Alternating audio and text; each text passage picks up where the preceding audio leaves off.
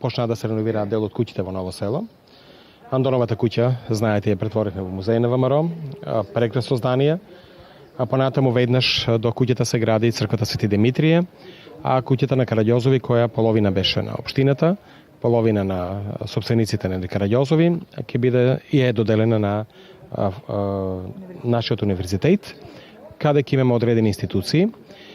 Знаете дека владата додели пред 2 години средства за обнова на фасадата на Личковата куќа, но тие пари не беа доволни. Советот на општина Штип додели дополнителни средства. Со тие средства мислам дека тендерската постапка е веќе завршена и конечно ќе почне да се реновира оваа фасада. Ние имаме уште една обврска. Куќите на Жан Митрев, кои ги поклона општина Штип, кои беа руинирани, веќе паѓаат. Значи ние ќе мора да го чистиме целиот простор, правиме веќе проект. Првите $50,000 ги обезбедивме како донација за реновирање на едно тие куќи. И лично мислам дека тие куќи ќе ги направиме да биде нешто убаво. Така да тамо ќе може да направиме на туристичко биро, може да направиме етнографски музеј и музеј на евреите кои живееле во нашиот град.